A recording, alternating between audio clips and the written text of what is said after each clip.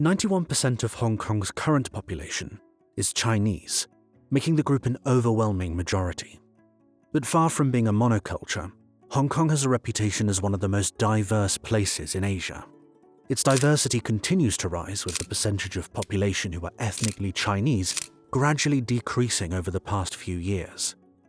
Meanwhile, the number of ethnic minority citizens aged between 15 to 24 more than doubled from 2006 to 2016. And as these minorities settle and start families in the city, their children are left to navigate the education system. Yet despite the increasing importance of the ethnic minorities in Hong Kong, they continue to be ignored and pushed aside in many areas of life, and nowhere is this more clear than in education. The city's education system is propped up on the idea that Hong Kong is indeed a monoculture, with teachers in the curriculum showing a lack of acceptance for anyone who doesn't fit the default cultural mold or speak fluent Cantonese.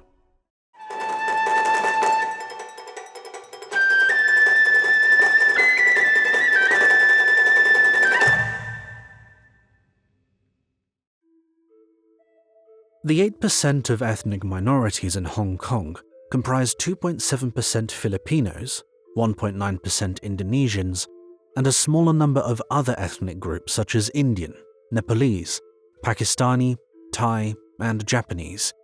While these minorities are generally treated as outsiders, many have been in the city for generations and play an essential role in its history. To understand why ethnic minorities face the issues they do today, we need to go back in time. Hong Kong has always been home to distinct communities with different languages and customs, but many of the divisions occurred when Hong Kong became a British colony in 1841. The segregation discussed the most often is the discrimination the Chinese faced at the hands of the British. Part of the British rule involved separating South Asians and the Chinese. While this may have been a natural consequence of the inherent differences between the two groups, it could also be viewed as a policy that intentionally set the two groups against each other.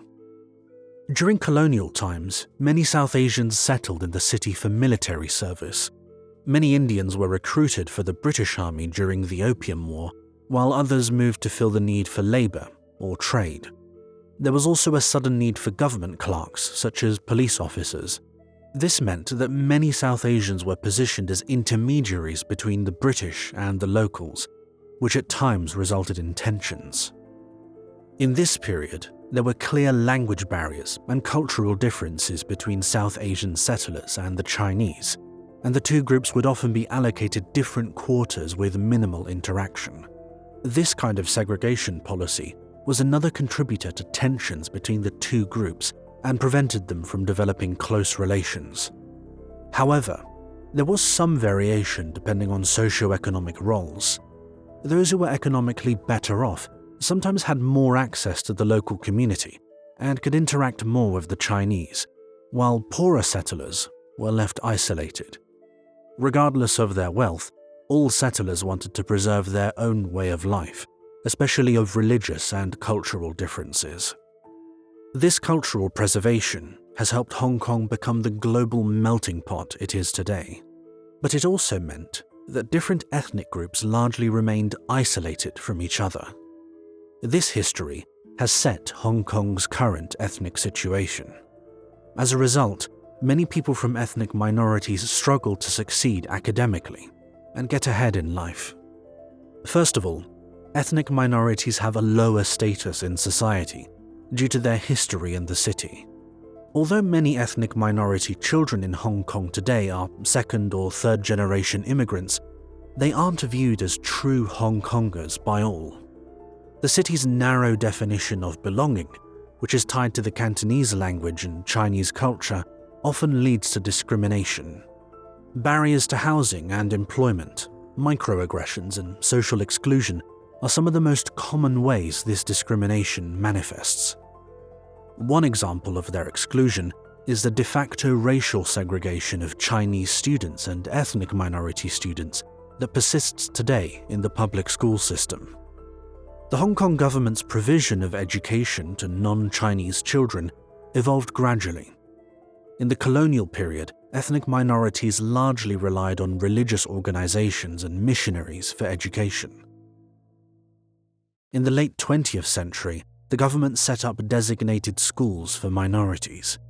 In doing so, however, this created a two-tier system, with designated schools often lacking resources.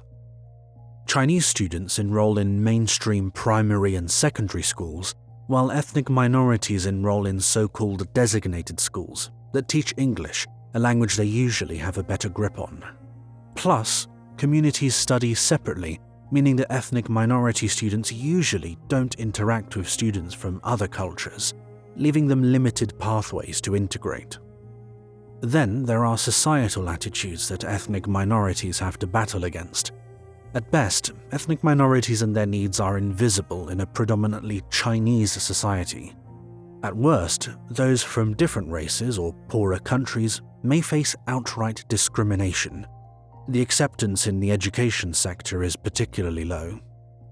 However, poor Chinese language proficiency among ethnic minorities is arguably the biggest hurdle of all. Ethnic minority students are referred to as non-Chinese speaking, or NCS students by the Education Bureau. NCS students are largely blocked from attending mainstream Chinese schools if they don't reach a certain level of Cantonese proficiency. Even worse, those who do attend are often prevented from progressing through the system, since studying all subjects in Cantonese causes them to fall behind. How aware are you of the challenge ethnic minority students face in Hong Kong's education system? Most of them are facing some bias from other students. Yeah. So, what do you think are the main barriers ethnic minority students encounter in school? For example, language, cultural integrations. Mostly language. Yeah. Okay. Do you think the Hong Kong government is doing enough to address these challenges? Why or why not? No, they seldom give support to them. Yeah. Okay. So, any solution do you think could help to create a more inclusive education system for ethnic minorities? I think they should do more education in the society. Yeah. This pervasive issue starts in kindergarten. The younger children are, the easier it is for them to pick up Cantonese and begin to integrate better into the norm. But the Hong Kong government doesn't offer resources that allow young children to capitalize on this advantage. At most kindergartens, entry interviews are held in Cantonese. Some privately run kindergartens may even refuse to give application forms to non-Chinese parents or require children to have a certain level of language proficiency already.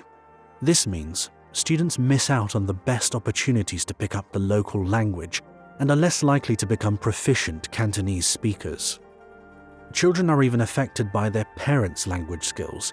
With a lack of Chinese proficiency, ethnic minority parents may struggle to access school information, such as how to understand their child's progress and which resources are available to help them. Another major issue is the university requirements for native Chinese language levels. When taking exams for university entrance, students have two main options.